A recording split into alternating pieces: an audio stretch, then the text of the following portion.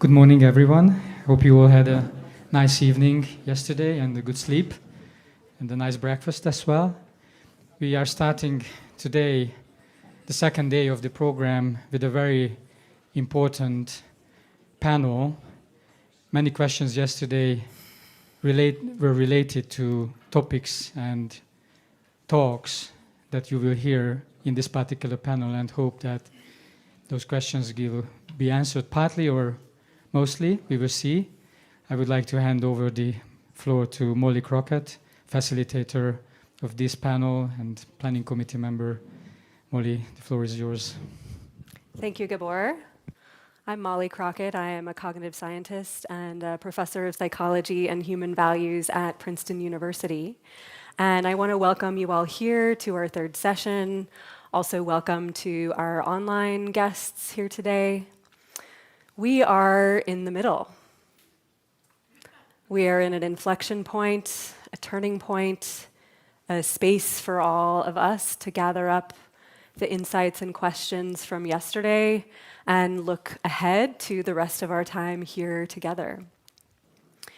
What is emerging in this space is an understanding that these things that we call AI are rich, are varied, are full of contradictions. You've heard so far many different ways of describing this technology, many different use cases, many visions for the future. And at this point, you might be feeling a little bit confused, yeah? That is valid. That is valid. We're here to help. In our session today, we are going to think together about narratives, the stories that we tell and hear about what AI is and what it can be, and importantly, how these different stories can make certain futures more possible and foreclose other ones.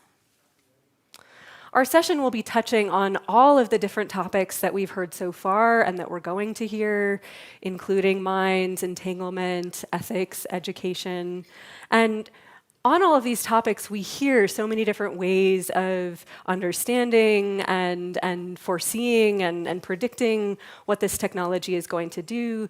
Industry leaders are claiming that this technology will soon be better than all of us at everything, that it will solve all of physics, that it will enable us to colonize the galaxy in just a few years. At the same time, we hear that these technologies are going to soon take over the world, might cause human extinction if they're not programmed with the right values. We're told that AI chatbots are human-like, but also superhuman, that they can replace the labor that we do as workers, and even the love that we give to one another as teachers, as companions. And we're hearing narratives of inevitability, that AI is here, it's here to stay. We're in an age of AI, so we'd better prepare ourselves, and especially our children, for this inevitable future where everything is mediated by this technology. What are we to make of all of these narratives? What do they actually mean? Who do they serve?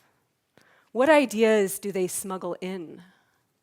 What do we lose when we believe them? And what are some alternative narratives, alternative ways of talking about this set of technologies that could open up more hopeful futures for us? My friend Rebecca Solnit, who's a writer, historian, and activist, has said, every crisis is in part a storytelling crisis. We are hemmed in by stories that prevent us from seeing or believing in or acting on the possibilities for change. What kind of a world we can have is all about what stories we tell and whose stories are heard. In our session today, we're going to hear from several experts who have thought deeply about these questions from many different perspectives. Emily Bender is a linguist at University of Washington. Luke Steels is AI professor emeritus at the Free University of Brussels. We'll hear from Thupten Jinpala, a Buddhist studies scholar and the chair of Mind and Life Institute, who has been the principal translator to His Holiness. And you'll hear from me. And we want to invite all of you to think together with us about how we can talk about AI more skillfully. So to start, we'll have Emily share her remarks. Thank you so much. It's an enormous privilege to be here in this place of such community and compassion and wisdom and learning, and to be in dialogue with all of you. I'm thrilled. Thank you so much to everyone who has organized this and to everyone who is participating here and online and in the future watching us. My name is Emily M. Bender. As Molly said, I'm a professor of linguistics at the University of Washington. Linguistics is the study of how language works and how we work with language. And I want you to know that that's where I'm coming from so that you know something about the expertise that is behind the remarks that I'm bringing to this conversation. So in addition to knowing about how language works and how we work with language, I'm a computational linguist, so I work on language technology. And just as a linguist, I'm very sensitized to language use and how that impacts the narratives that are happening. Now, I recall a question from yesterday morning. What does this term artificial intelligence mean after all? And I have an answer for you, but it's not of the type that you might have been expecting. My answer to that question is that the phrase artificial intelligence does not refer to a coherent set of technologies. All right? It is an inherited imaginary of something that might be, something that comes to us from speculative fiction. And there is nothing in the world today that actually merits the qualities of that inherited imaginary. And I would claim there's no reason to believe that that could actually exist. It's a wonderful fictional device. I appreciate science fiction. But it's not something of our world. Instead, we have a bunch of technologies that are being sold as artificial intelligence. And as I said, they do not form a coherent set. And so the conversation gets more coherent if we talk instead about automation. And then we can ask questions like, okay, what exactly is being automated here? Who's doing the automation and why? What's the input? What's the output? Can we tell how well it works? Can we tell how well it works well enough to actually decide to use it? And also, whose labor is being used to create the automation? And how are those workers being treated? So if we talk about it in terms of automation, I think all of that comes into clearer focus. Another reason to avoid the phrase artificial intelligence is that the word intelligence itself, at least in English, brings in all of this history of measurement and of eugenics, all right? And it's a notion that is gradable. And the idea is that you could rank people along a scale of intelligence and then rank machines on that same scale. And those are harmful and problematic narratives. Another problematic narrative that you may have been hearing is very scary. This is going to kill us all. There's a lot in the news about that right now because there's been yet another book published with this narrative.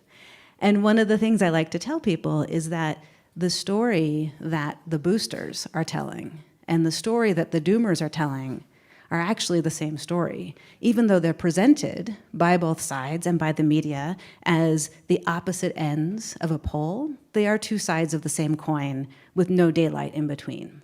And the story goes like this.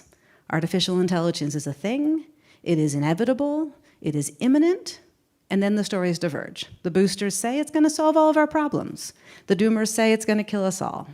But it's the same story with just a different twist at the end. And there is a lot of space outside of that narrative where we can focus on people in the world and communities and the environmental impacts of these systems and the labor impacts and so on. Part of the reason that I know that both of those stories are stories of science fiction, the booster story, the doomer story, the one story, is that I know how language models work because I'm a computational linguist. Right? The thing that's got everyone so excited about so-called artificial intelligence right now is the chatbots, right? Things that seem to speak our language. Well, there's two things that I can tell you from linguistics that are very important in this moment. The first is that languages are pairings of form and meaning. That is, every time we speak or write, we're doing two things. We are making the shape of the signs, making certain sounds, writing certain things, and we are communicating ideas and thoughts, emotions, right? When we are dealing with a language that we know, it is very hard to perceive the one without the other.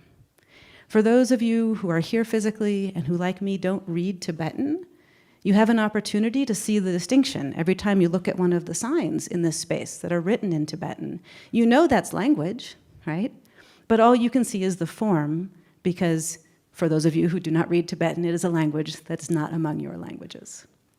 But usually, when we are perceiving language, we are perceiving both form and meaning at the same time. I'm insisting on this right now because one of the things about language models is that they are trained with the form of language. They are models of the distribution of bits of spellings of words across very large collections of text.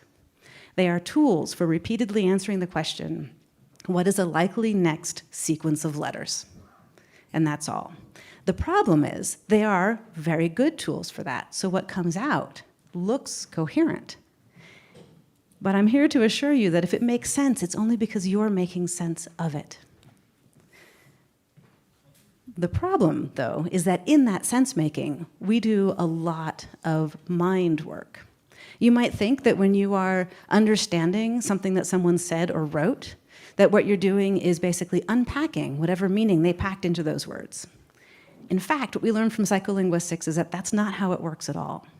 What we're doing is we are holding in mind everything we know or believe about the person who wrote or said the words, everything we know or believe about our common ground with that person, and everything we know or believe about what they know and believe about their intended audience, be that us or someone else. And then against that background, we ask ourselves, what must they have been trying to convey by saying those words in that order? That's a lot of work, and it happens automatically and reflexively, and we can't turn it off. So when we see the output of a chatbot, we automatically do it. And the problem is, in doing it, we are imagining a mind behind the text where there is none. And that is why this technology is so compelling and so sort of imagination-inducing, I think, for many people, for both positive outcomes and negative outcomes. On top of that, the commercial chatbots are designed to lean into this effect. It is a design choice for ChatGPT and Gemini and Claude to output I, me pronouns. There's no I or me in there, but it's in the design of the system that those come out to reinforce this illusion of a mind behind the text. Now, I don't want to say there's no good use cases for language modeling. This is important technology that computational linguistics has been working on since the 1940s. It's an important component of automatic transcription, of machine translation. There's many different ways where if the problem at hand is, here's a bunch of different possible strings, which one is most likely, then great, that's your technology. Also really useful to get representations of words in terms of what other words they co-occur with. That makes for better search algorithms, for example. On the other hand, when we use large language models to output this synthetic text, just repeatedly answering what's a likely next word, that can be quite harmful. It can lead to pollution of the information ecosystem. It can lead to people falling into what's been called AI psychosis, where they think they're talking to a real being that is telling them all sorts of things about how they're so wonderful, etc. Just very quickly on narratives in this space, a lot of them seem designed to steal our agency. We are told that this is inevitable, right? It's here to stay, as Molly mentioned. That means we don't have anything we can do to shape the future, and I disagree. We're also told, you're naive about this technology. You should listen to the people who build it and who know how it works. Well, as someone from the field of computational linguistics, I am here to tell you that anytime someone says this technology can do your job, can educate your children, can be your friend, you have highly relevant expertise because you know what your job consists of, and it's more than the words that you say while doing your job. And you know what friendship is, and you know what education is, and you know what the human connection is like in there. And that is really, really important and needs to have space in the narrative. And then finally, I want to mention narratives of speed and rapid development. The technology is changing so fast, right? You can't possibly keep up. That is, again, a bid to steal agency. Because what's not changing so fast is human connection and compassion and what matters to us. And I think I'll stop there.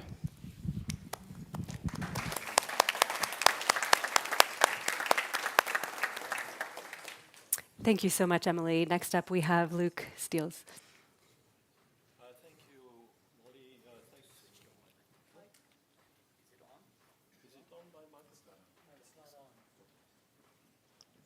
need an expert to help me. Okay, thank you. Is it okay? Yeah, it's good. So, well, my perspective is that of an AI scientist.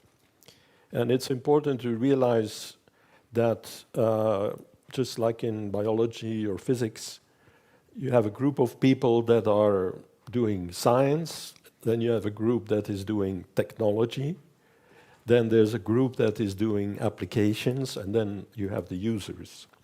And the group is sort of, branching out as you go down. And even today, there are not that many AI scientists, I think, maybe a few hundred in the world. Now, the second point is that AI did not start 10 years ago.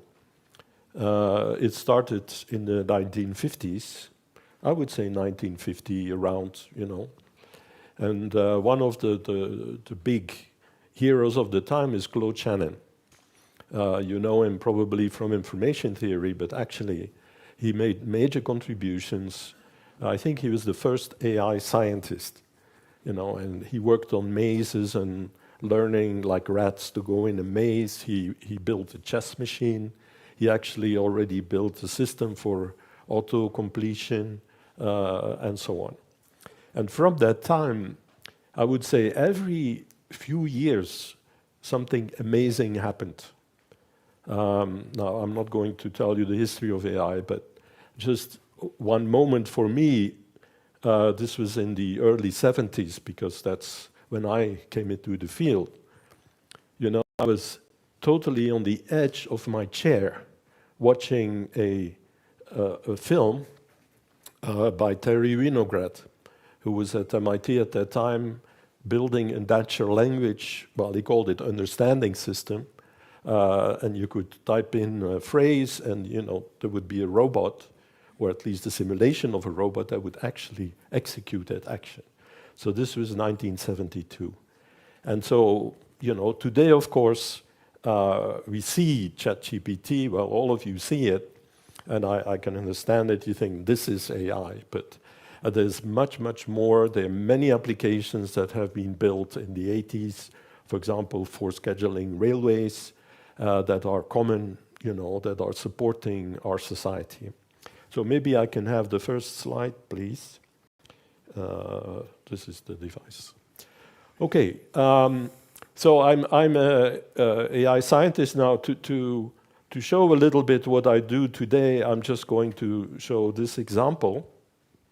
This is a robot, an Android robot called Alter, which I installed together with my friend Takashi Ikegami. It's running at the moment in the Biennale in Venice. And this robot is there to talk with people, to entertain people. Its main job is to be interesting. And hundreds of thousands of people are seeing this robot, talking to it. And I show this example because you would say, well, okay, you do robots. Well, what do they do, your robots? Well, I think the best robots are the ones that don't do anything. We built them to explore the mind as scientists. And in this case, we integrate, you see a body, it's an embodied AI system. So we're interested in that. But also we integrated LLMs into this system, but also all sorts of other things in order to explore questions around awareness, self-awareness, mind-wandering. And I cannot go into the details now because we are going to talk about possible narratives. But this is just to give you an example. I gave this example also because actually Mind and Life played a very important role in this because it's out of a dialogue that I had with Takashi, which is recorded as a podcast, and you can hear it on the website of Mind and Life. It's number 5, released in February this year. Anyway, okay, so yeah, and the thing also is that you might think that this robot would be very rational and very, to the point, but actually this robot is producing all sorts of phrases that I guess when we see them, they look poetic. The robot would say at some point, the Biennale breathes, and I, its mechanical lung, exhale questions into the damp Venetian air. I mean, this is certainly not put in by us, but the robot or the underlying LLMs are also trained with literature and poetry and spiritual texts. And so if you stimulate, the robot in that direction, this is the kind of stuff you see. Anyway, let me come to the topic. So AI has an enormous potential, that is clear, but also generates a lot of confusion and justified worries. And so we have to take that into account, and also the implications, and particularly to avoid suffering of all sorts. Now, I think the future of AI, as it is AI today, is not inevitable. And so we can create the future, and we have to create it because, the way it is now is not right. Now, what is the dominant narrative, actually?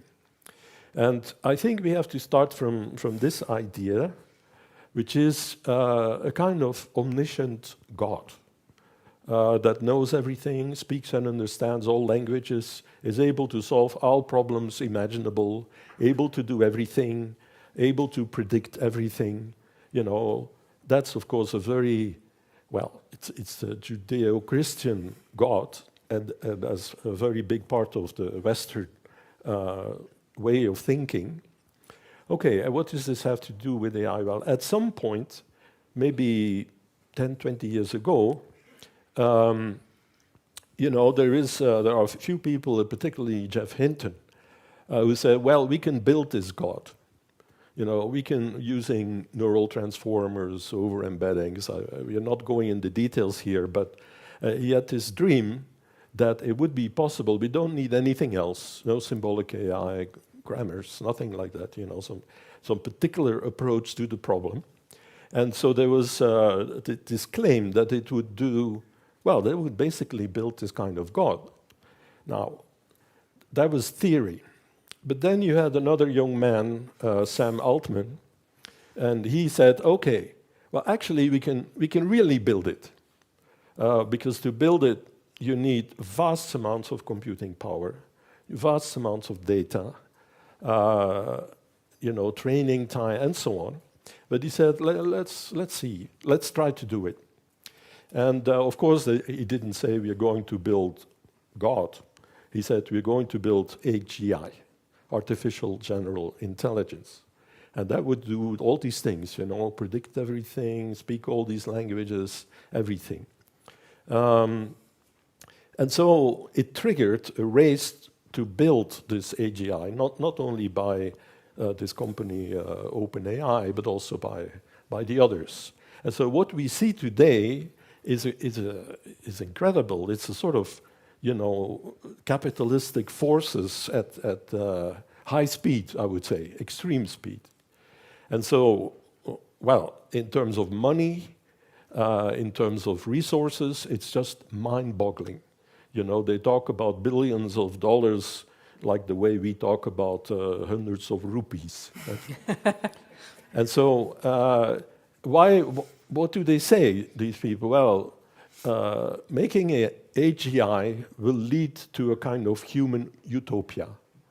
We don't have to work anymore, everything will be done, and so on and so on.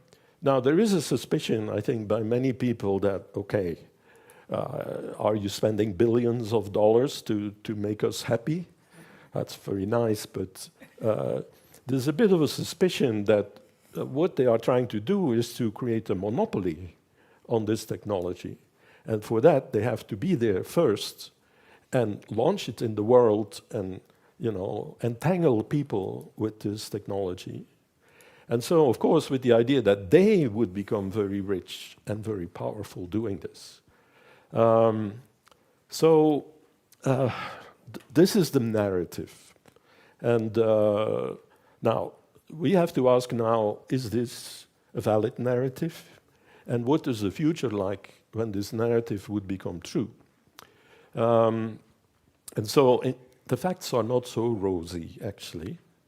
The first thing, the first thing I would say is, or first problem is hallucinations. It turns out that with this particular technique, that there is a confusion between reality and fantasy. And so I'm sure all of those of you who have used the chatbot will realize that it makes up all sorts of things, right? Well, makes up, we would say these are factual errors, even if it's in the training data. And so, and you get this kind of split when the system is talking. I will say the robot from now on, okay? When the robot is talking, you cannot rely on it. Now, I cannot go into all the details why this is, but one of the reasons is that this AI system grabs reality only through human symbolic communication. And, we have experiences, right? And we understand language in terms of our experiences and in terms of conceptual schemas that we project onto reality. And then we verbalize these conceptual schemas. So this ChatGPT and LLMs in general, they only can learn through the language, actually. Language is, of course, very powerful, but is at the same time limited. I mean, if you want to explain to somebody how you tie your shoelaces, it's not so easy to do, right? You say, well, I'll show you. And so there are more reasons, but I cannot go into detail. And they're well known, actually, if you read the scientific literature. There's one paper after another, some of them by Emily, that will tell you what the limitations are of hallucinations. So what can we do, actually, against that? Well, very little, right? The only thing you can do is to be suspicious and to say, well, is this right? I'm asking who is the chairman of Mind and Life. 2 minutes, oh my God. And then you hear a name, but it's maybe not the right name. Well, I have to hurry up. So manipulation is a second problem. Again, it can be accidental, but it can also be deliberate. Somebody is trying to manipulate you. Another worry is what we see is addiction, and particularly because these systems are embedded in social media, in chatbots, that are designed to be addictive. And this is, of course, a great problem, particularly for children and young adults. And you get an epidemic of anxiety, depression, and things like that. So again, what can you do? I think, well, very important is to protect your children. And we should have much more thought before AI is introduced in education and so on. There's also a risk of cultural discrepancies. Of course, if you're in an American culture, these systems have been trained, mostly with data from that culture, and then it fits. But if I'm sure when you get into a Tibetan culture, that there's a clash of that. Anyway, I will come to a conclusion. I think we should be careful, but also we should demand from providers of AI and demand from them, not just let it come over us like a tsunami that we cannot do anything about. So we should demand more respect for humanity, like for authors, or for people who have to fill in administrative forms. There should be more transparency. There should be also, this is what I recommend, is that every community, including the Tibetan community, strive to create digital autonomy for themselves. And this can be by making AI a common good. Okay, and so concluding, I would say, yes, we can create a positive future with AI, We have to be careful and so on. But we need profound changes to AI technology. And we need new narratives, actually, that don't start from this omniscient God idea. But, narratives, I'm sure from a Buddhist perspective, this God it doesn't make sense, right? And so, or also from the perspective of an active way of thinking about knowledge as something dynamic, organic, that is all the time changing. And this is completely in contradiction with the dominant narrative. I think I talked a little bit too long, but okay. Thank you so much, Luke.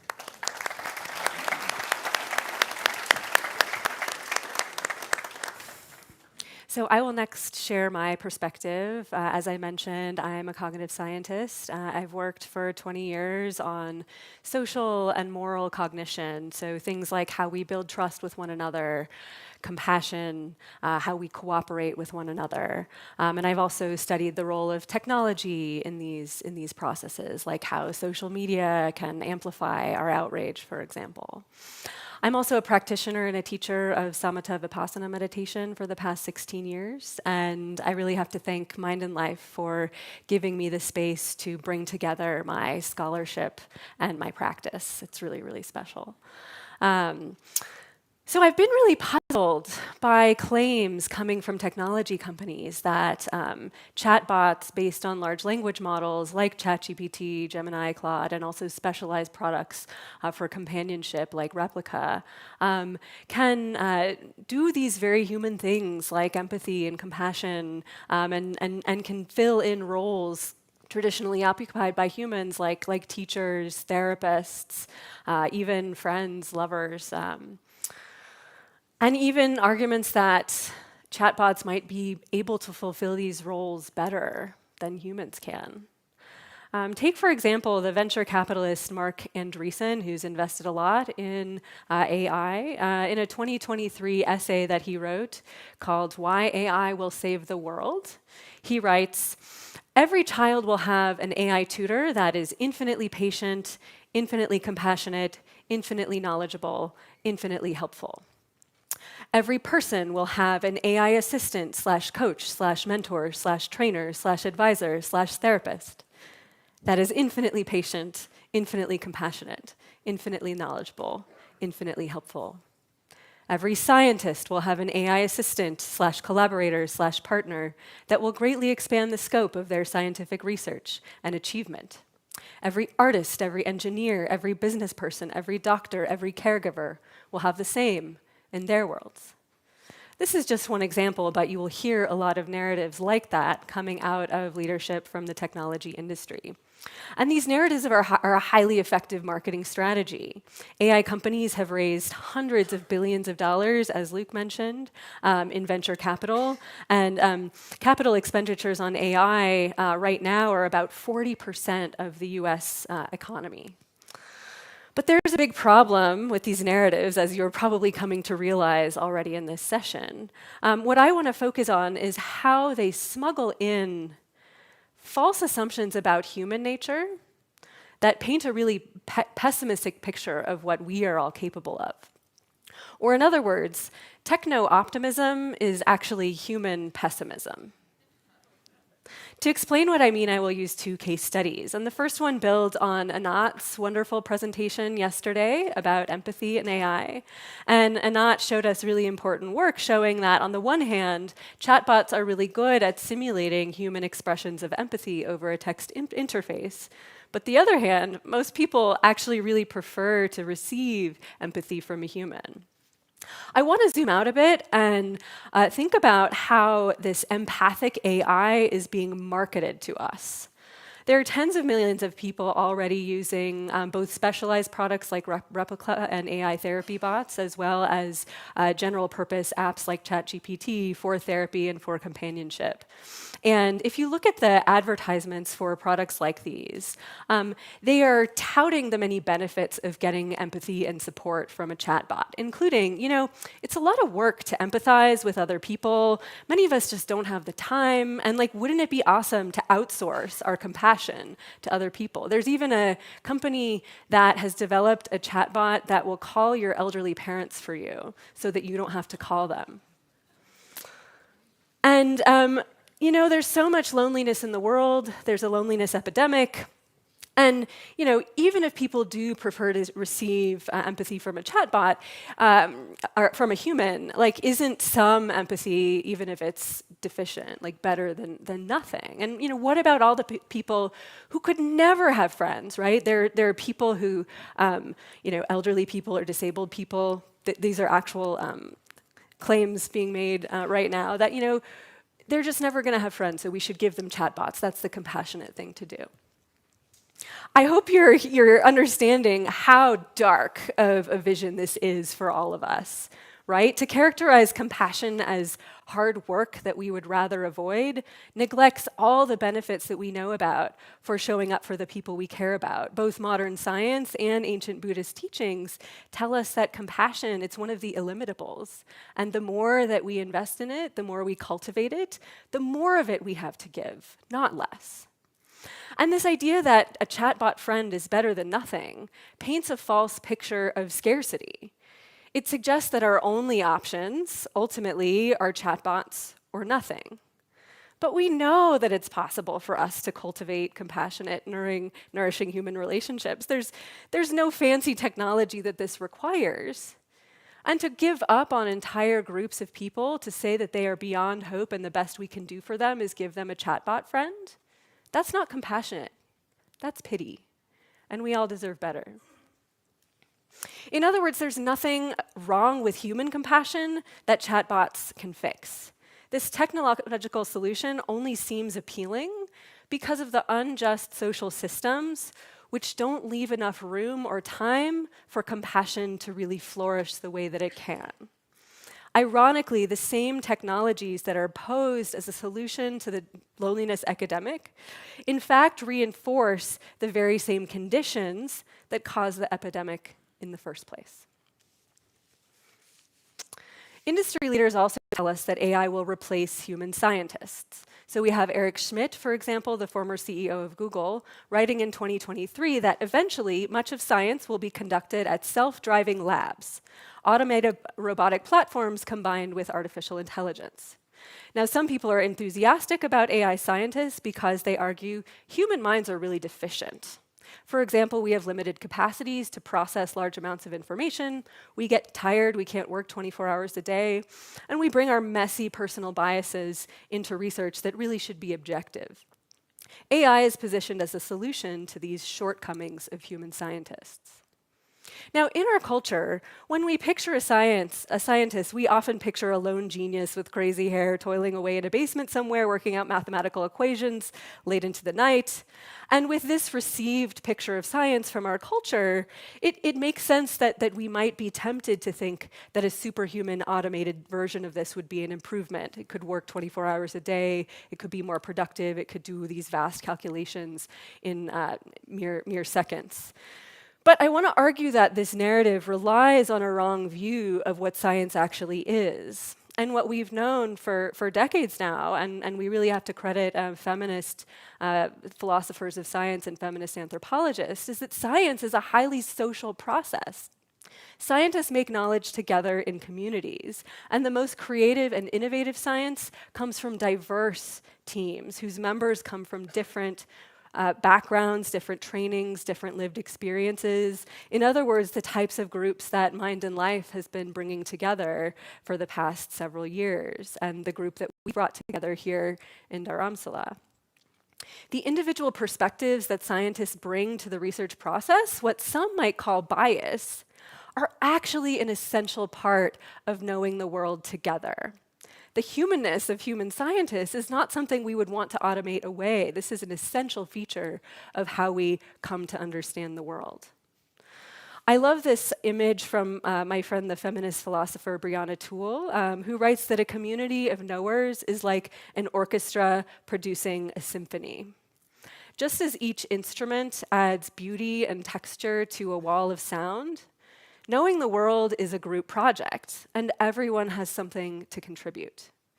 If science today is limited, it's not because our human minds are fundamentally limited, it's because our scientific communities aren't diverse enough. No technology can solve this complex social problem. And as long as we continue to imagine science as the purview of lone geniuses who are good at math, whether that's a human or a machine system, we are going to continue underestimating and underutilizing the human potential that we have to bring to science and knowledge. What both of these case studies teach us is that optimism about AI emerges from a wrong view of human beings, a view that neglects our fundamental interdependence. Compassion is not something that can exist outside a relationship between two living, breathing humans, and we shouldn't talk about it as if it can. The idea that a chatbot could be compassionate or a friend distorts our collective understanding of what compassion is and what friends are. And science is not something that can thrive outside of a community. And so to consider scientific knowledge as something that a machine alone can discover distorts our view of how to do science well. The stories that we tell now about AI and about ourselves ultimately help create the world that we all live in. And as many others have said, it's easy to feel powerless in this moment, like the futures that are being portrayed by the AI industry are inevitable and we have no choice but to prepare ourselves. But in fact, these stories are still being written and they are collective.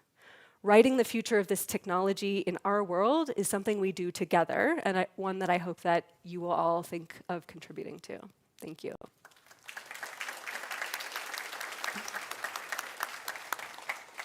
Finally, Jinpa.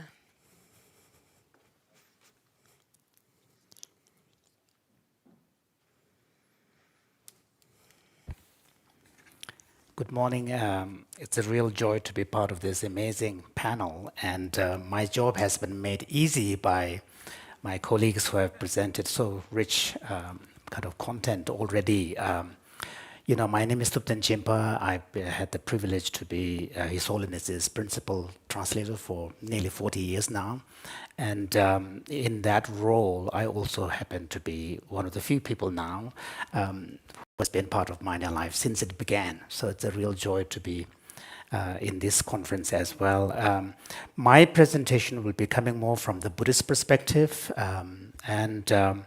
I'll be speaking, in relation to narrative, I'll be speaking mostly about a few things. One is I want to invoke the principle of interdependence, which is a key principle in Buddhism, which is a key explanatory principle. And then I also want to kind of talk about what I see as a slippery slope of language in relation to AI and automation. And then I also want to talk about, one of the big debates that is going to come out of all of this is the nature of consciousness. How do we define consciousness? I want to bring the Buddhist perspective on that. And then I want to conclude by returning to compassion, because in the end, compassion has to be factored in. Because otherwise, why would we even invent something if it is not for humanity? So that's the kind of arc of my presentation. But before I get into that, I want to bring everybody's attention to something that I see as really core to any coherent systems of human creation, whether it is community, whether it is society. And there are three things which really need to relate to with each other, and I will call it the trio. So can I have the first slide? Yeah. So in almost every systems of ethics, whether religious or non-religious, humanistic, Buddhist, there's a recognition of an important relationship between knowledge and power on the one side and responsibility on the other. So the sign in the middle is therefore sign, which is a kind of a logical notation. Now, one of the most worrying aspects of the technology, the digital technology, and we saw that in the social media phenomenon and increasingly the AI industry, is really the connection between the knowledge and power on the one hand and responsibility on the other. either there is no acknowledgement of responsibility, or it's very fuzzy and confused. And and part of that fuzziness is based upon a claim that this is a very infant technology. It's in the process of a growth. If we don't allow to do it, other countries and nations will take over. We are more liberal democratic values. We can be trusted. So there is all of that. So the responsibility is being shirked. And those of us who care about the future of humanity, like those in the room here, our job is to constantly remind those in the position of power and knowledge in creating this technology their responsibility. That, I think, is a crucial role we can all play. And now, in order to understand the responsibility, you need to really understand the principle of interdependence. Because, in other words, implications and impacts of what is being done. I, for one, believe that the emergence of AI today, partly a function of the increasing power of computation, machines and cloud systems, and all of this has really allowed this acceleration. And I'm not quite sure, whether I fully agree with you, Emily, whether this is yet another sophisticated level of automation, or whether there is a new reality that is emerging. I'm not quite sure yet. So in any case, a new reality is being created, and it's being created by a powerful forces with majority of us, 99.5% or 99.9% of us, we don't have a really say in this reality that is being created, which is going to, increasingly, when you open the computer up, AI application is being thrust upon us, and then often you don't see the, button that says switch it off. It's being shoved down under our throat, into our throat.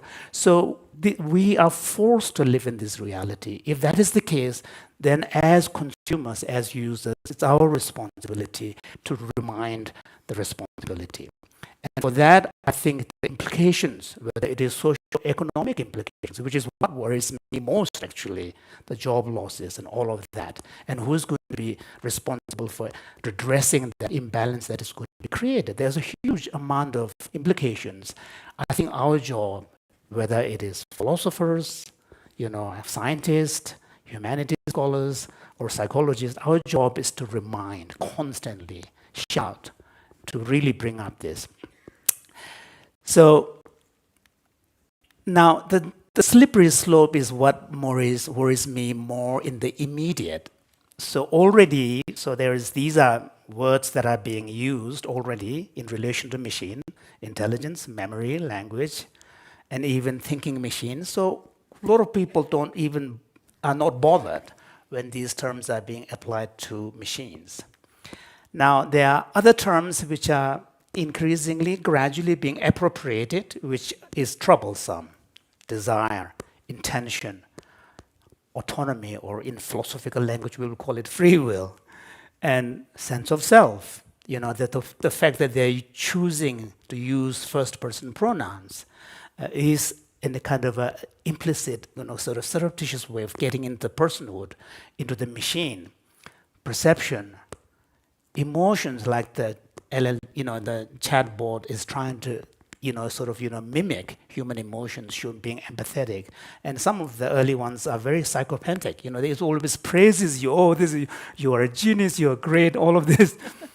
And then I see another set of terms which are even more important. There's mind, awareness, consciousness, and sentience. So I see those in a separate category. So yesterday, His Eminence Khyentse Rinpoche already told us a little bit about the problem of consciousness in English versus the Tibetan term that we have. But here also, I do want to bring attention to the researchers and philosophers as well, that especially the term consciousness, we need to be very careful about what we are talking about. Because even in science of consciousness at the moment is in its infancy stage. And often when scientists talk about consciousness, they're talking about this aha moment. When is the first instance the person becomes conscious of something? That is not what Buddhism means by consciousness. So I think it's important, and the most important term in all of this is, for me, sentience. And sentience, we should never cross that line. We are going to attribute sentience to a machine. And the reason why it's a slippery slope is language matters. Once we start attributing these terms to machine, we get used to it, and Wittgenstein is right. The meaning of a word is its use. You will get to a point where it'll be too late to redefine these terms, since these terms would have been already misappropriated. And what happens is the two process. On the one side, the machines get more and more kind of anthropomorphized, with the attributions of human, attributes. And in the process, at the same time, the humans get devalued. So the net result is a horrible situation where, we don't know. We'll be confused about how to feel the other person next to you. I mean, that is a bleak scenario we'll be moving to. And we know from history, when humans dehumanize another human being, we are capable of horrific things. I mean, this is, well established by history. So this is something that I worry. And there are a lot of people here. There are also people from the, who are more closer to the actual action of creating these machines in this room as well. I would like to really draw attention to that, Now, roughly, the Buddhist theory of consciousness, so when I say consciousness, it's not in the sense in which Western scientists mean at the moment. This is this broader underlying capacity for awareness. This is a model from a 7th century, 5th century Dignaga, and followed up by 7th century Dharmakirti. So essentially, the underlying reality of consciousness is really recognized as this subjectivity. This is what Western philosophers call qualia, what it is feel like to be someone. So that pure experience is the subjectivity, and phenomenally it manifests in two aspects. One is the object orientation, which is content related. You can access, where your objects turn into a content. And then the other one is the reflexive part. It's not reflective, it's reflexive, and it's simultaneous to the actual act of cognition. So I would argue that when, so for example, in these three, the computational model could probably capture the intentionality, the object orientation part. But at this point, conceptually, I can't see how the subjectivity and the reflexivity could be captured in a computational model or any theory of consciousness that is AI. And for the benefit of my Tibetan colleagues, where I'm getting these things, I just wanted to put the citations there, so I don't need to read this. The point I'm trying to make is that since how AI sort of moves in whatever direction, where the debate on the consciousness lands matters a lot to entire humanity. I think the resources that should be tapped into should not be confined just to Western, kind of dominant Western ideas. And particularly when it comes to, nature of mind and consciousness, Buddhism is really rich. And to ignore that would be a tremendous loss, not just for the Buddhists, but for the entire humanity. So that's a main point I'm trying to raise. Now, in the end, I think all of this has to be underpinned by compassion. And compassion is a tricky word because we tend to use compassion primarily in concrete terms of an individual human's feeling towards another human being. But compassion can also be attributed to a kind of a systems or society where compassion can be taken as a standpoint from which we see things, which view things. So, and one of the important aspects of that in a system or a society is that any system that is compassionate needs to have a mindset where a special attention is being paid to the vulnerable. And that is a fundamental requirement of a system that is compassionate. And then compassion is also one of the most powerful moral anchor. If you're confused what to do, what is the right thing, ask what is the most compassionate thing to do here. and it should be a guiding principle. It also should be in terms of measurement of evaluating whether it's going on the right direction or wrong direction. Compassion should play an important role. And it's also the best guarantor that whatever is being created is in the service of humanity. So to conclude, to sum up, I talked about knowledge, power, and responsibility, the principle of interdependence as key to appreciating that responsibility, slippery slope of language, particular role of consciousness from the Buddhist perspective, and the primacy of compassion. Thank you.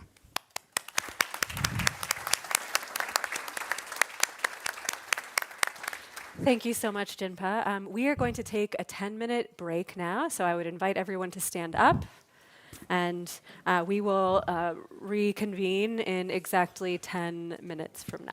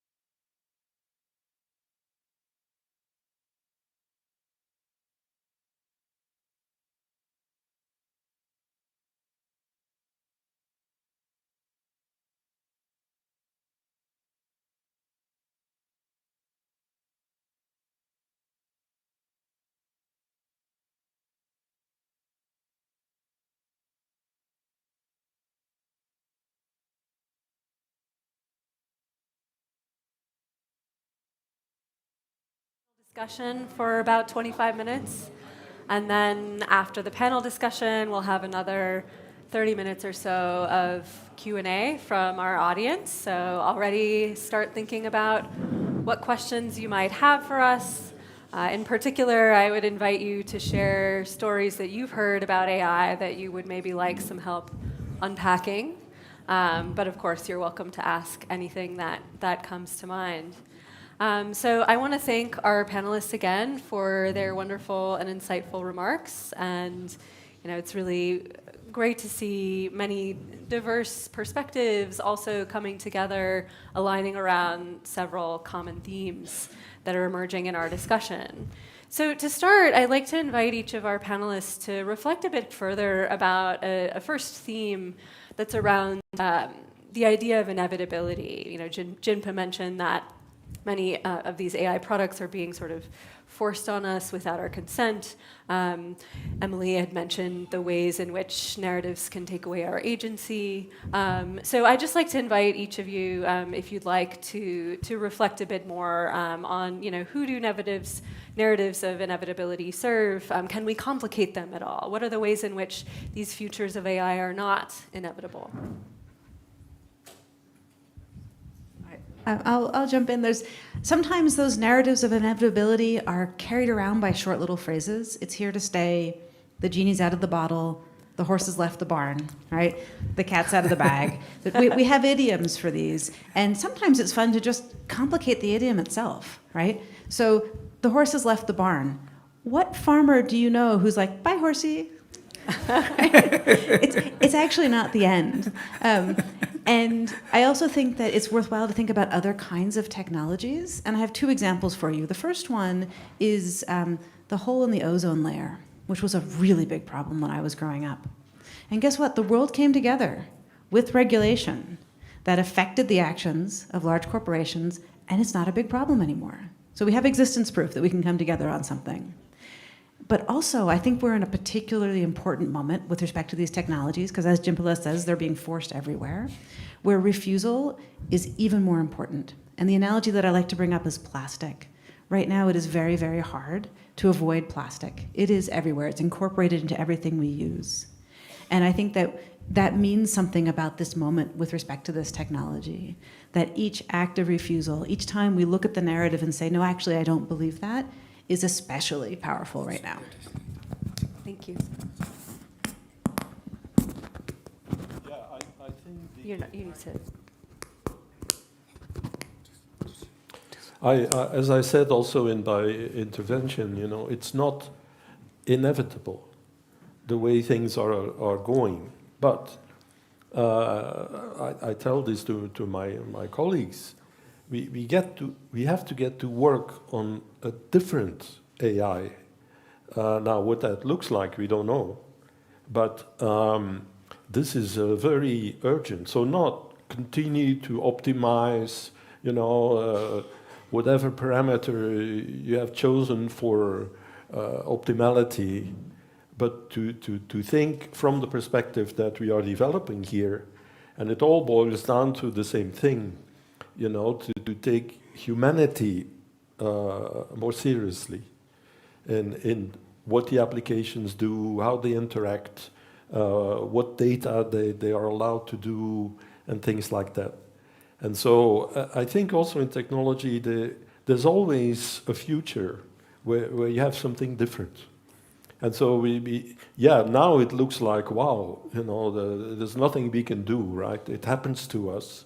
And we have no say, we are victims. Well, yes, but it doesn't need to be. There's always in technology, IBM looked impossible to beat, let's say, in the 60s or so, right? And then you had another company and another one and another one. And so the companies that will in 10 years dominate this field may not exist yet. So there's always a possible future, but we just have to imagine it and then build it. Yeah. I mean, my own sense is that, especially I'm worried about the younger generation. I think we need to find a way to encourage critical thinking. so that your relationship with technology of this kind, which is the AI type of technology, is very intrusive. I mean, it's not a passive technology we can use, which is neutral, one could say. But since the social media phenomenon onwards, the digital technology is very intrusive and quite dangerous, because they are optimized to capture attention. And attention is generally, for we are vulnerable ourselves as human beings, either novelty or fear grabs our attention. That's part of our human psychology, which is the vulnerability that is being preyed upon. So I think just being able to, I think probably the education sector is one area where we could probably prepare. And, also as users, we have a choice to turn it off. And that's one of the things. Let me take this opportunity to request all the technology developers to, at least put a option to turn that off, and make it obvious, so that you don't have to look multiple layers to find that switch. I think those kind of things are really, really important, so that in the end, if it is a reality where only few people are living, that's okay. But it's a reality that is created for all, then we should have a say. Thank you. Next, I want to pick up on this theme of dehumanization. And to explain what I mean, I want to go into some detail about a phrase that we've heard already yesterday, and I think we're going to hear more about later this afternoon. This is the idea of value alignment. So one thing that you might hear, a narrative that you might see a lot, is that AI technologies are going to be making decisions that affect a lot of people. Notice the inevitability that sneaks in there. AI is going to be making consequential decisions in healthcare and education and government. So in order to make sure that these are decisions that are not harmful, we need to encode, program, incorporate human values into an AI system. And there's a lot of research asking the question, how can we encode human values into AI systems? Now, I'm a moral psychologist, so I've been studying human values for many years. I'm, in fact, a professor in the Center for Human Values at Princeton. And when I hear this kind of language, my mind immediately goes to, why do you assume that human values could be programmed into a machine? And in the act of transforming human values into that which can be encoded, that which can be delivered in a computational model, that which can be programmed into a machine system, what do we lose? Certainly there must be aspects of human values that do not lend themselves easily to encoding into a machine. And there's a worry that if we believe that this is possible and we talk about it as if it is possible, we then narrow our concepts of what human values are, what they encompass, by assuming that they can be delivered in a computational form. So that's something I worry about, and I'm hoping we'll get more chances to chat about this later throughout the week. But I'd just like to invite the rest of the panelists to reflect on that, maybe starting with Jinpa. Well, yes, it is a worry, but at the same time, I'm a bit of a pragmatist, I suppose. If there's going to be these kind of machines that are becoming very ubiquitous, you might as well tap into anything that could be helpful as guardrails. So I don't know, encoding and replicating human value is probably not the right language I would use, but I would hope that there will be guardrails like concerns for the vulnerable, compassion, fairness, those kind of things could be put as guardrails. And also, like critical thinking, like chatbot at the moment, it's very, questions are being asked that are very personal. People are using it for self-affirmation, kind of a pseudo-therapist and so on. But increasingly, people will ask questions that are politically, challenging and polarizing. And what kind of response chatbot is going to give? So if the chatbot is going to go in the direction of social media, we are looking at a dark world.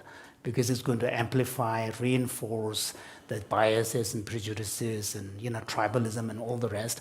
So here, I would hope that critical thinking, if there's part of the guardrails, if there's a critical thinking, and also rational and reasoning is not a single level linear. I remember I have people that I know, and we were talking about the value of geothermic as a kind of environmental benefits. And I remember this person told me, "I have no kids, so it doesn't really matter to me." So it's a logical response. On the surface, it's a rational, logical response, but when you change the perspective and look at it from a broader perspective of human beings as a species, what we are doing to the planet is suicidal. It's totally illogical. So what may seem rational and logical at one level, when you change the scale and perspective, it looks irrational.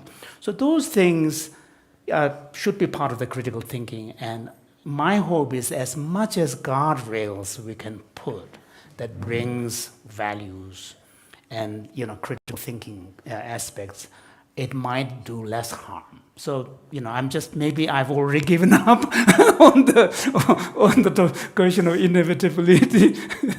Thank you, Jinpa. Luke, do you want to say a few words? Yes. So value alignment, let's call it that way, is actually at the moment one of the big topics in AI research. And concretely, if any one of you is in a European AI conference next week in Bologna, you're welcome. Contact me. We have a workshop on this. Now, what is going on is very concrete studies, actually. For example, in end-of-life decisions in hospitals. And what people are doing is asking the question, what values? This is the first thing, right? And AI kind of can help to come up with the values, to help people to say, how exactly do we make decisions in this hospital, and how do you do it? And by let's say making it explicit. So this is one step. What are the values? Which is already a very difficult step. Now the second thing is then, if you have identified values, how do you link them to an AI system? And here there's a big difficulty with LLMs, because the LLM is an associative machine, actually. It's not a rational reasoning machine like the symbolic AI is. The symbolic AI system, you could just say, well, these are the rules you have to follow. But here the thing is wandering around, and we know that even if you define as prompts in the beginning or you give guardrails, the system will move off and will not keep within those guardrails. So that's a fundamental problem, actually, with LLMs, which I think cannot be, well, it's not solved in any case. And then there's also the issue of enforcing of values. Also at these meetings, we get parents and teachers and educators. And they say, okay, we have these values, but we don't have the leverage to enforce them. And so this is again I should say the irresponsibility of companies, that they will send an email to children of 13 years old. Do you want your parents to be control what you see, or don't you? Well, you can imagine what the children will say, right? but this is before 13. The parents have that right. But after 13, the companies themselves will say, now you have that right, use it. Or the same thing with teachers in some schools or at the universities. They try to push AI usage in the system by certain deals they have made. And then so the educators, they say, no, we want the children to write their own essay, to think themselves, without AI. And then from top down, they say, no, no, you should use it. So you actually you dismantle the autonomy of those who are supposed to be in charge and would like to be in charge, but they don't. And then I'm not yet talking about, the president of a certain country, which will say, if you introduce those regulations, I will hit you with tariffs for, 100% tariffs. Thank you. Yeah, that we could talk a lot longer about that, but I think we'll move on to Emily. So just very briefly, I want to say, Molly, I completely agree with you that framing human values as something that can be encoded in a machine is dehumanizing, because our values are so central to who we are, and turning them into something that could be computed minimizes that. At the same time, I hear the conundrums that you're bringing up, Luke, and Jimpala, your point about compassion being really important rings very, very true. And the way that I see to resolve this paradox is by always keeping the people in the frame. So to come back to the sentences that you started us with, one of them was something like, AI is going to be making decisions. And you picked up on the inevitability part of going to, but there's another thing happening in that sentence, which is that the agent is the AI. And if we rephrase that as people are going to be using so-called AI systems to make decisions, then we can ask about the sort of societal system level values that are encoded, and how do we bring compassion into those systems in terms of the way people are behaving, in terms of what we're doing in education, for example, in terms of how we handle the actions of large corporations. And I think that's the level at which we need to be thinking about values. And I'm very concerned about how much research energy is going into trying to push the output of the large language models one way or another. Thank you.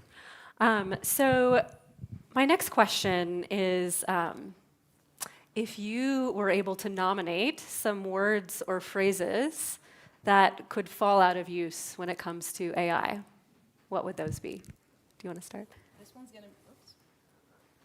This one's going to be unpopular. Artificial intelligence.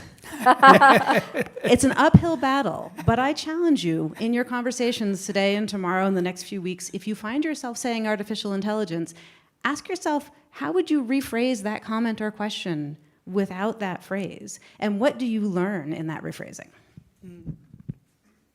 Well, it was almost called synthetic intelligence, but maybe you don't like that either.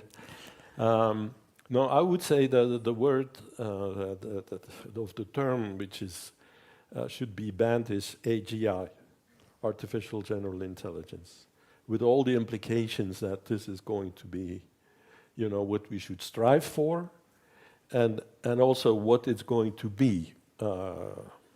This is never going to happen. Yeah. I mean, for me, I would like to see the word conscious and AI never to be used together. So that's like, not only should not joined, but they should be actually kept quite far apart. Thank you, Jim. And your So, I mean, I mentioned this in my talk, but I think I would like to see retired this sort of justification that this AI product is better than nothing. So we see this with AI companions. We see this also a lot with AI for education.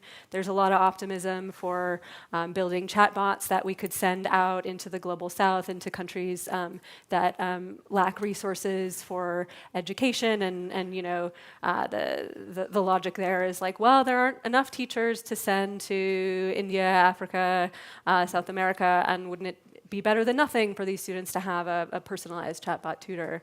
And the idea that nothing is the alternative is I think it forecloses our ability to imagine futures where there are in fact the resources to support good human educators, therapists, companions for everyone.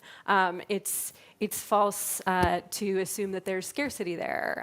There's only a perceived scarcity because of billionaires hoarding resources. And so I would like to retire the better than nothing logic.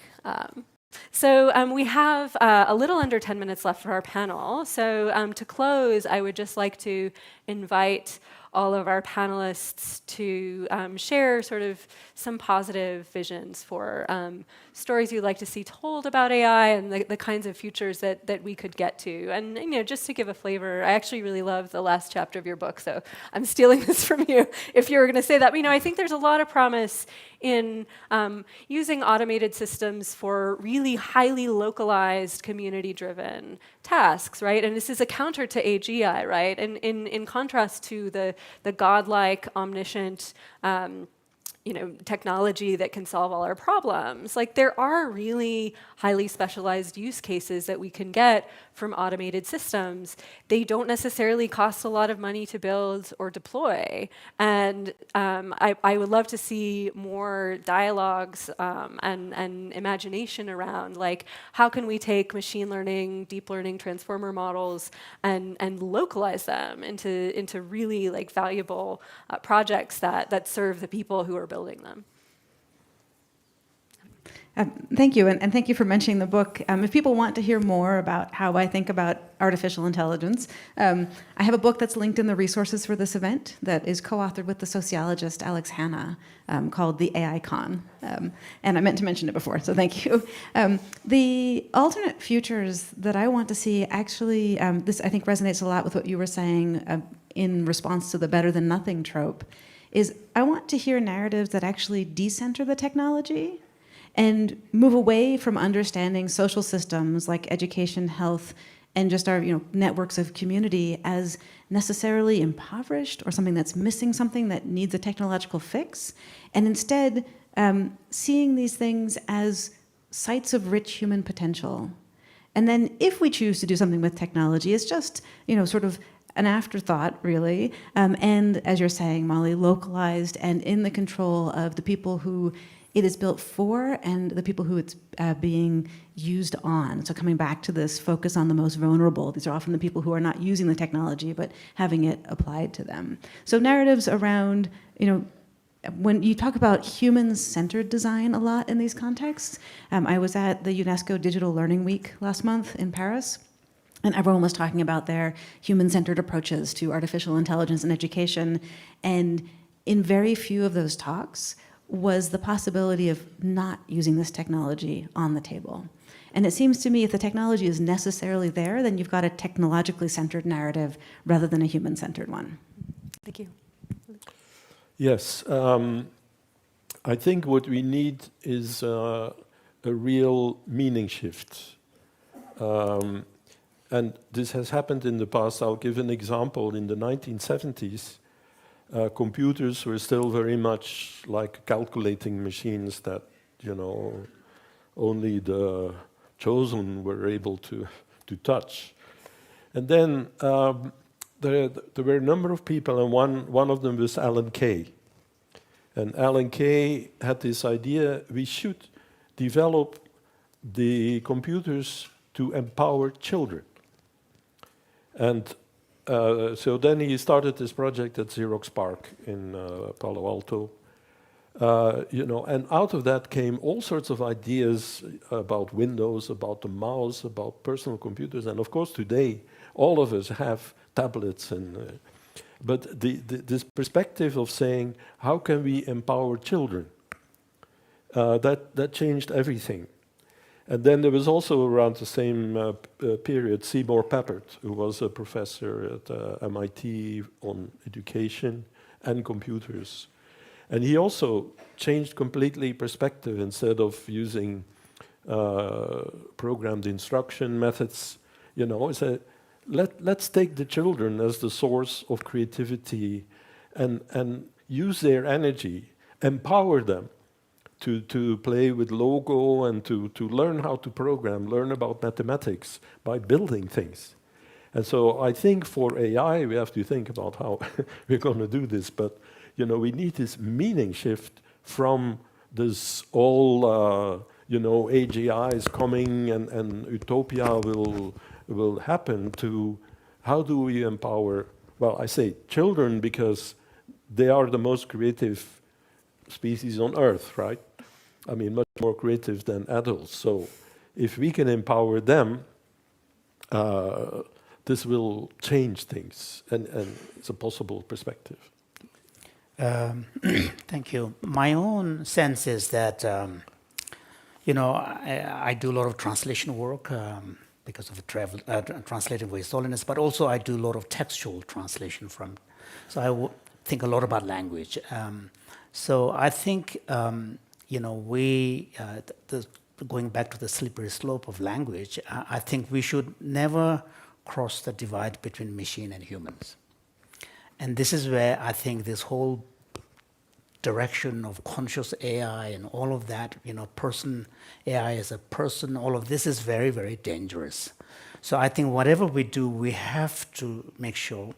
And then sometimes the technology gives us a false promise that, already the boosters are saying that we are going to get into utopia, but we know from history, even though the technologies makes us more efficient, it doesn't give us more leisure time.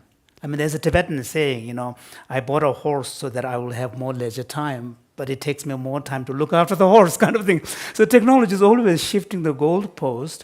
So I think we should not be too kind of fascinated and taken away by this efficiency language. And efficiency, these days, when we say efficiency, people are talking about speed. It has nothing to do with efficacy. The meaning of efficiency has already been changed. So I think this constant drive for speed, getting things done faster, I don't quite see the point. And in the process, you lose all the richness. Already in the earlier panel, they spoke about, empathy, trying to get empathy from a machine so that you don't have to pay the costs. Because, when you care about someone, there's some cost involved. You have to make a fuss about that person's problem, you have to show up. Now, if you remove all of that out, there is no human connection. So I think this is where I think watching out for language is really crucial, because by the time you get to a point where we, without blinking our eyes, use these terms to machine, it's too late. So that's what I'm thinking. Thank you so much. Let's give a hand to our panelists.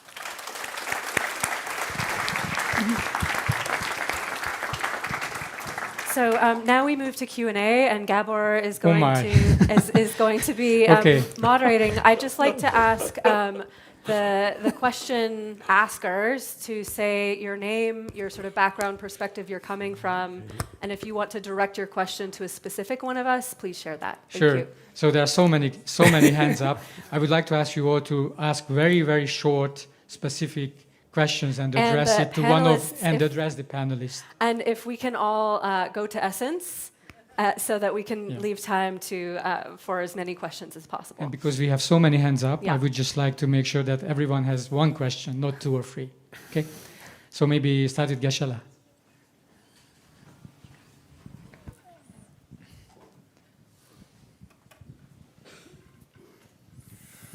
Good morning, everyone. Thank you so much for giving me opportunity again. I'm Geshe Samten Gyaltso, the director of Institute of Buddhist Dialectics, Dharamsala. So my question again going to AI, the capability of AI, specifically. We humans, sometimes we write poems, sing a song, cook up food, based on our emotion, our feeling, our desire.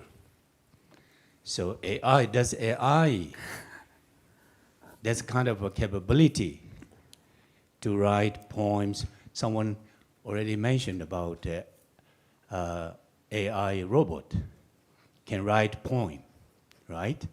So that's poem read by AI. Based on what?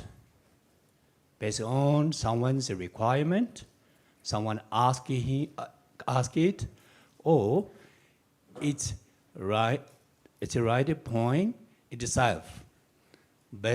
So if it's so, then why it's right the point and based on what? Based on what? Based on what? This is my question. Thank you. I think you're the one who talked about the poem, yeah. the robot's poem.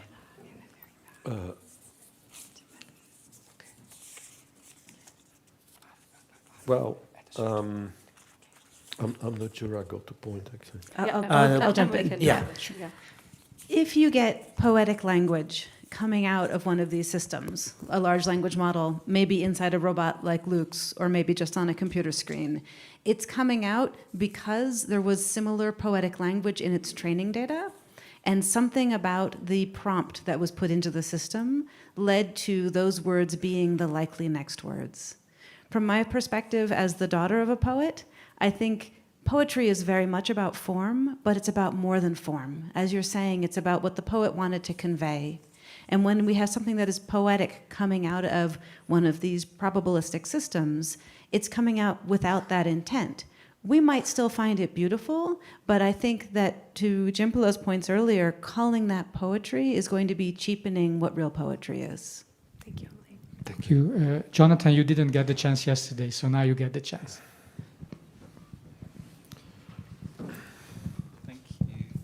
Thank you all very much. My name's Jonathan. I run a company called Mind Over Tech, which actually is trying to teach critical thinking about how to use technology more intentionally.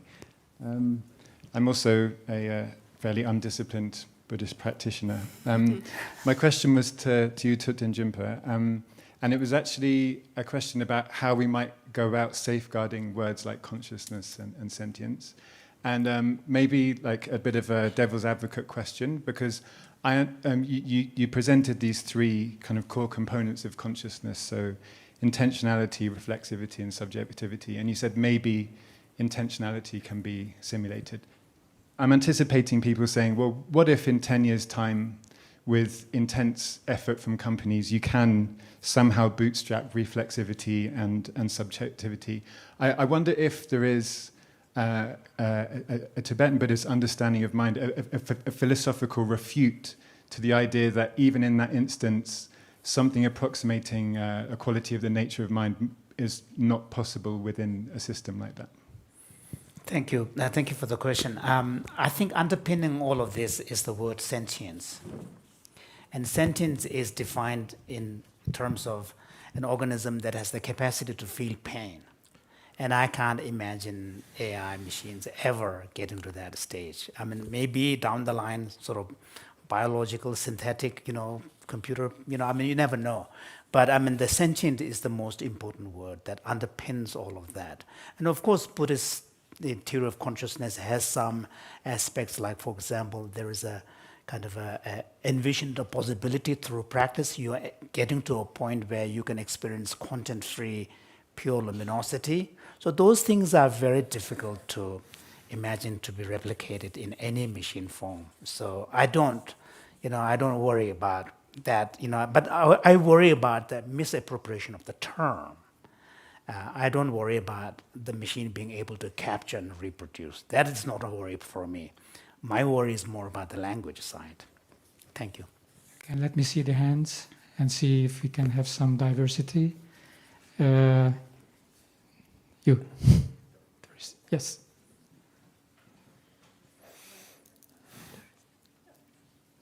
Just want to make sure that there is enough diversity in the room. Thank you. Hi, I'm Doris Chang. I'm speaking from the positionality of a clinical psychologist, and I would like to invite in the user into this conversation, because I feel like so far we've been talking sort of up here and talking about those poor people that need this or use it. So I work with a lot of patients who are increasingly talking about why they're using AI, and they're using it in interesting ways, including dating, texting. Oh, somebody sent me this text. What should I say? They're turning to ChatGPT in particular to guide their communications to find human connection. I think it connects to a psychological impulse. We can speak to the algorithm and the interfaces that it sort of satisfies this human desire for controllability. It's so sanitized. It gives us this illusion that this answer is going to be better than what we could have come up with ourselves. So I would like to, Molly in particular, hear you speak a little bit about what happens to the self or self-concept when we are passing off AI-generated solutions as self-generated, what does that do to our human-to-human interactions? And what does that do to how we view ourselves? Thank you so much for that question, Doris. That is a really, really insightful way of understanding this big set of issues. And I wish we had Anat also up here on the stage, and I'm hoping we'll be able to have lots of conversations about this. So, I mean, the thing that I think concerns me the most is that, yes, it is absolutely true that many, many people using chatbots for companionship, for advice, for therapy, find tremendous value in them. There are millions of people using these products. And I don't want to discount that. I want to take that really, really seriously. And it's also the case that the people who tend to find the most use in these products are often at the margins of society. So people who have mental illnesses, especially conditions like borderline personality disorder, where it's really, really difficult to find trust with another human, and there's a security in the constancy of a chatbot. Or I've read an account by someone who's homeless, and because homeless people are so dehumanized, they are able to find connection with a chatbot, which is their only option. You ask about sort of what it does to ourselves to use these products and to sort of take the role of socializing with a machine as opposed to another person. And this is still a very new area of research. Others have mentioned the risks of psychosis and suicidal ideation that has been egged on in some cases by the chatbot interaction. There's currently a lawsuit against OpenAI by the parents of a teenage boy who died by suicide through interactions with ChatGPT. But taking seriously the experiences of users, I think we can imagine this as a kind of social dilemma, where on the one hand, in the short term, users are finding real value in interactions with chatbots, but at a cost. The cost at a longer term, both to themselves and to society more broadly. So at the cost to oneself, I just read an article in The Guardian about a new phenomenon called chat phishing, whereby some users of dating apps are using ChatGPT to seed an interaction with a potential partner, and then they show up to meet each other in person, and there's actually no connection there because you meet the person that you've really connected with, but then they can't actually reproduce in person the language that the chatbot produced for them. And that obviously really damages trust in general, and it's not going to serve the user over time if they ultimately want to connect in person with another human. But I mean, zooming out, what concerns me most, I think, are about the long-term cultural effects of outsourcing a lot of our social relations to chatbots, and in particular, the constriction of diversity that comes from replacing all of the varied and rich and idiosyncratic and sometimes unskillful human interactions that we all produce, and homogenizing that into the next most likely predicted word. There's some troubling research by Tarleton Gillespie, who looked at various chatbot products on storytelling and asked, can you tell me a story about two people who meet and fall in love? And he very intentionally did not mention the gender or sexuality of the characters that he wanted the story about. And in 99% of cases, the chatbots returned a story about a straight couple, a man and a woman. And so what we have is these sort of dominant, hegemonic understandings of what society is, of what relationships could be, about what a good interaction looks like. And that is getting channeled through the interaction with the chatbot. And so, the loss of relational diversity that I think is at stake here is something that we all should be worried about, and something that I think really outweighs any genuine but temporary benefit that an individual user would get from such an interaction. So now, please, here. And then I would like to invite Gabor. Chris and Peter. I know that we have a written question and that we will At have some point, At yeah. some point, yes. Sure. So after you, Chris and Right. Peter, and then some of them over there. Yeah, I will come back to you. Short questions, please. Thank you. Greetings to all from TCV, Tibetan Children's Village. I'm Kelsang Pinso from TCV. I just, I just wanted to share my opinion regarding, I watched for Tudan Jimbala regarding the education for the children, bringing awareness about the good and the bad of AI. So this is one thing that we should do it.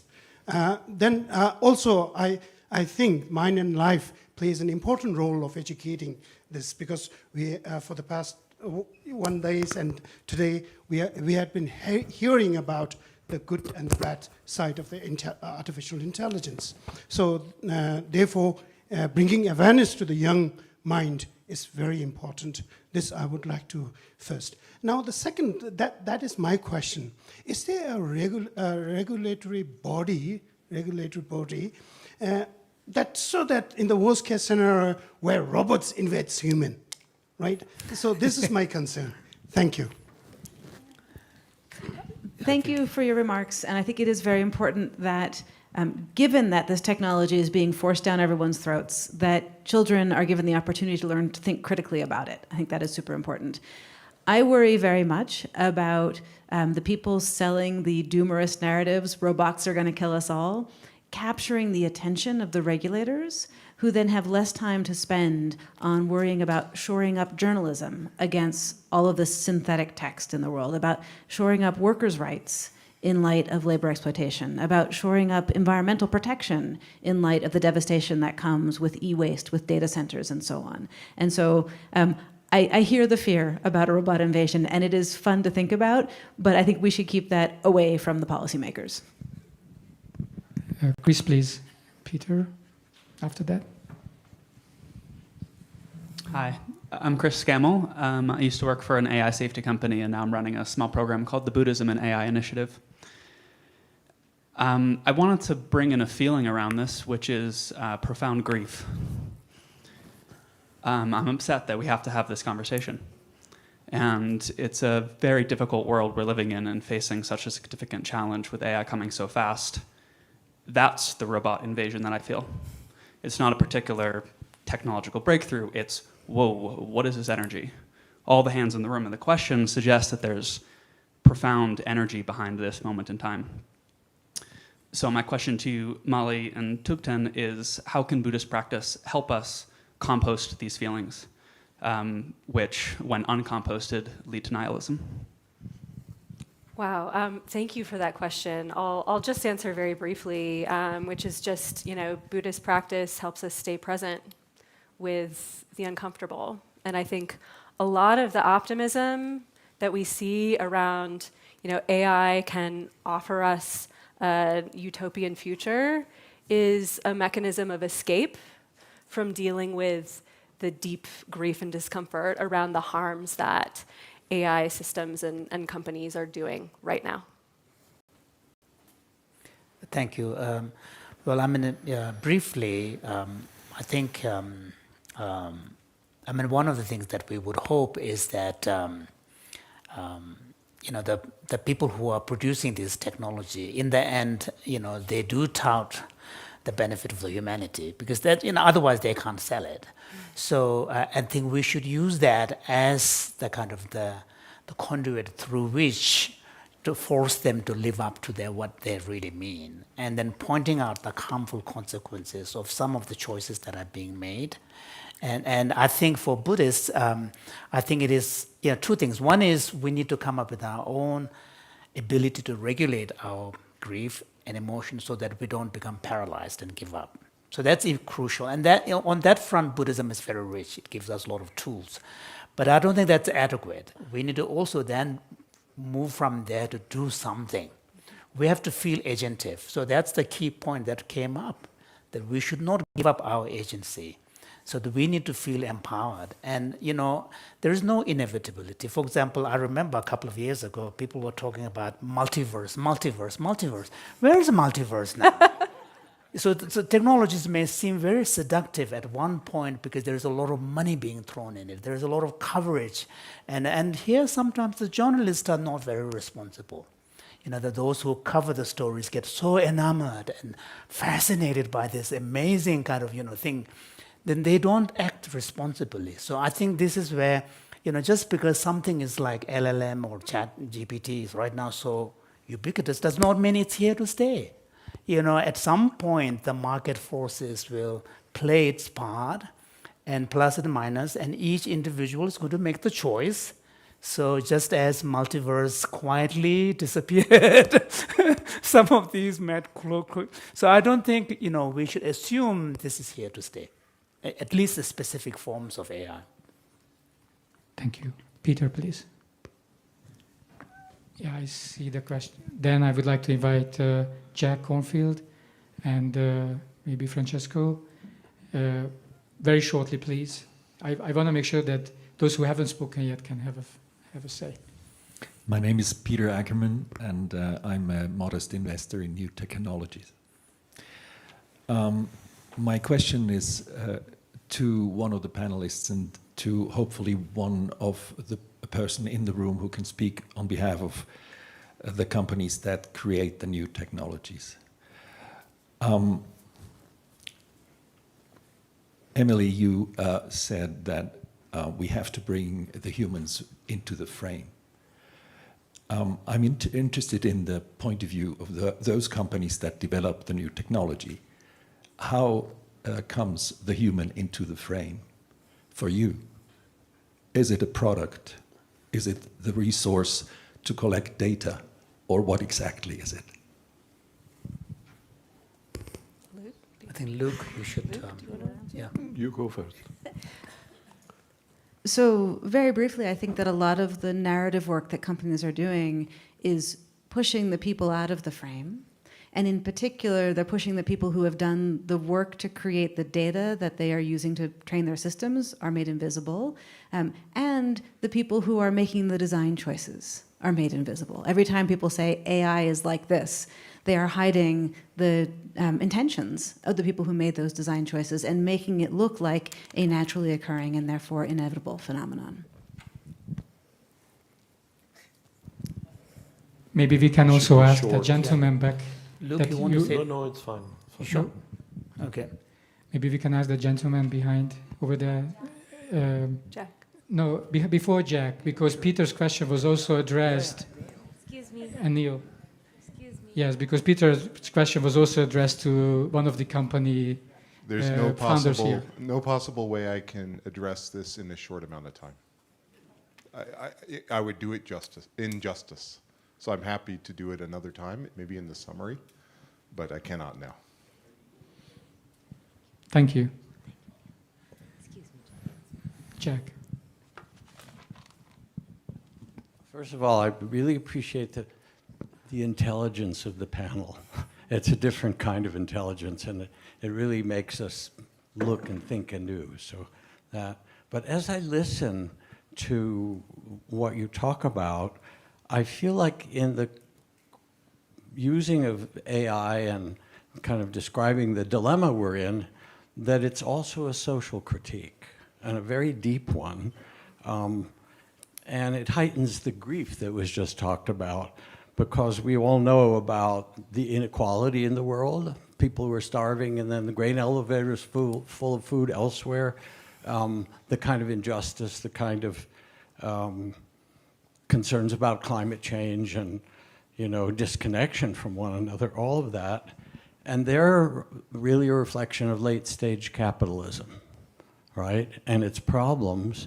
So in a way, in this room, half of what you're talking about wasn't named explicitly, but it is the problems that we've created a global system of exploitation and late-stage capitalism. So that's the first just observation. And just to name, in honor of Joanna Macy, who died recently as a friend, she talked about despair and empowerment work, that the question of grief then comes, can we feel it, and then can it empower us to make a difference? The question I have for you, hearing through that even bigger lens, it's not AI, it's what we have damn created as human beings as late-stage exploitive capitalism. Don't we have to name and address this? Or how do we name and address this? Because it's overarching most of the questions we're talking about. How do you see this? Do you want to start? Luke, you want to? Luke, you had a grab slide on that this. Yeah. Yeah, well, I very much agree that you're putting your finger on the right spot, and of course this is something that is beyond the power of most of us, right? So of course we can give our opinion as we did today. In most meetings about AI, there's a very different kind of discourse, and yeah, I think we need to incorporate this criticism as part of our practice and teach to our students, and yeah. I want to bring up that this idea actually is very important. When I encourage you to rephrase away from artificial intelligence, one example of that was a question that Mark asked in his presentation, which is something like, how do we thrive together with artificial intelligence existing in our world? And if you rephrase that as, how do we thrive together with massive multinational corporations and concentrations of wealth existing in our world, I think it becomes very clear that we don't want to accept that presupposition. Why do we have to accept that as a given? Why can't we work against that? And you mentioned that individually we don't have much power. So the answer is solidarity, to band together. Yeah. I want to change the order of speakers because Anil didn't have a chance to speak. So please, ask your question. You did want to ask a question. Anil. Anil, okay, sorry. Look, this is the most provocative, fascinating, and frustrating session I've probably been a part of in recent history from my own experience. I can't do this shortly, but I'm going to give a point of view. Look, I'm an AI CEO who would rather not see advanced AI systems exist in the world. I do use the phrase, the genie is out of the bottle, because I don't think we're putting them back in. For any given set of facts, there are multiple true stories. I think we choose because of parsimony, utility value, aesthetics, social value.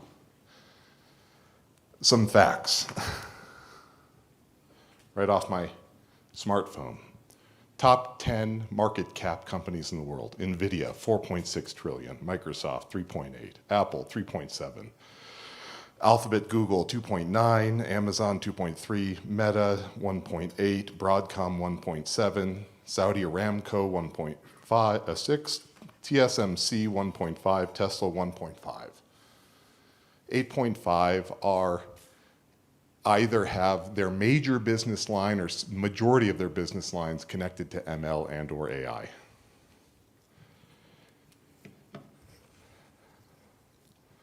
$7.4 billion smartphones in the world, 5.3 unique users. 6.4 hours a day on average used in front of screen time, majority on phones. US, 7 hours a day. Brazil, Philippines, South Africa, significantly more than that. Waymo, in my hometown of San Francisco, 100,000 rides per week. 1 in 4 of rideshare and or taxi rides is Waymo. Doubled in 1 year. Truck drivers, 1.2% of the workforce. Manufacturing, 10% of the workforce. Lost 5 million jobs since 1990. 5 million more will be lost in the next 5 years. This is not inevitability. I don't know what inevitability means. Nothing's inevitable.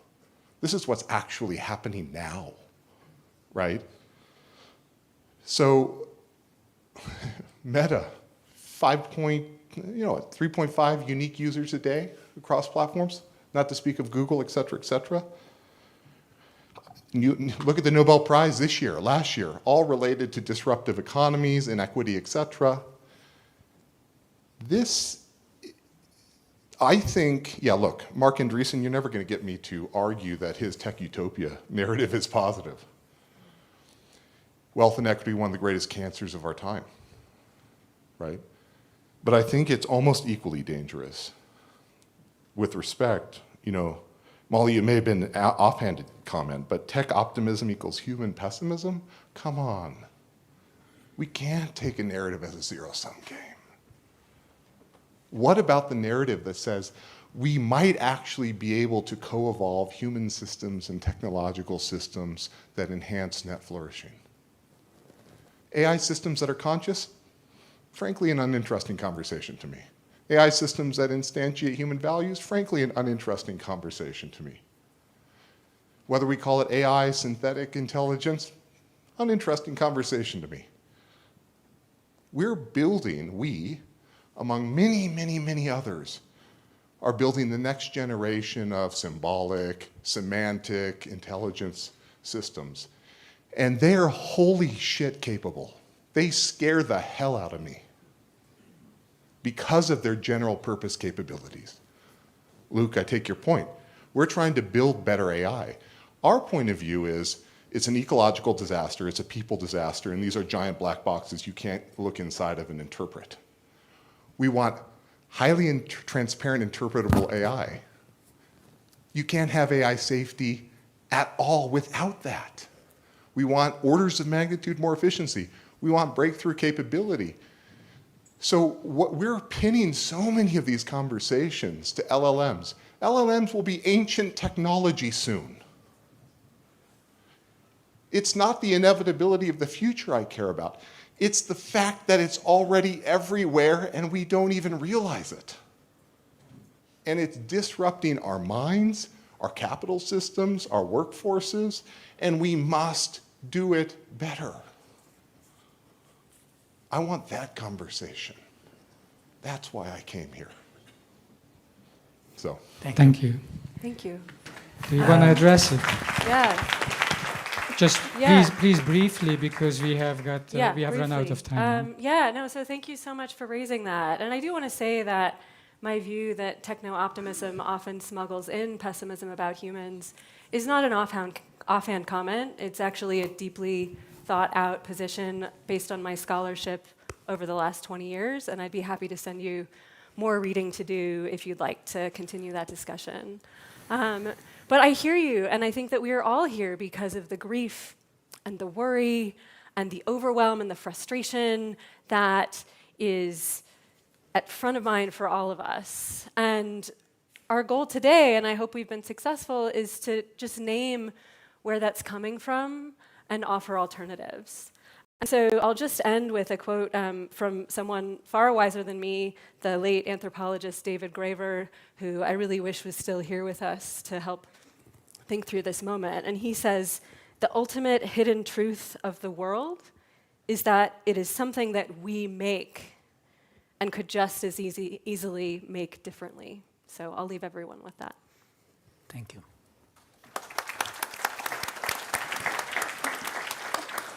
I see another entrepreneur who wanted to say something, and I hope it's short, and then we need to finish. Angus, please.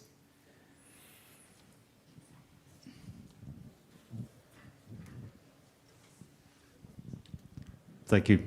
My name is Angus Penniman. I'm an investor in early stage technology companies. Firstly, thank you for everything that you said today.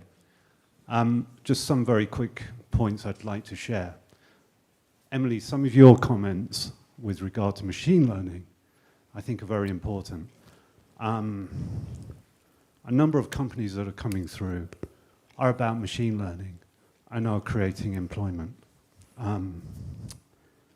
With regard to, for example, Molly, we have some businesses where we've hired over 20 PhDs and who have a lot of freedom to create this next generation. Also, for people who perhaps have less academic qualifications, we're creating a lot of employment for those people as well. Jimpa, with regard to language, I'm British, so I'm cautiously optimistic about everything. there are ways we're trying to address language with regard to guardrails and things like that, such as in AI, which you're aware of, Emil. They're at a very early stage, but the input of people such as yourselves in Mind and Life and within the Tibetan Buddhist community is absolutely vital. So please, my comments are, let's stand up and let's create what we would like to create for all of us. Thank you. Together, yeah. Thank you. Thank you, Angus. I think we can end here, and we will be back at 1 o'clock. Very short lunch. Thank you. Thank you.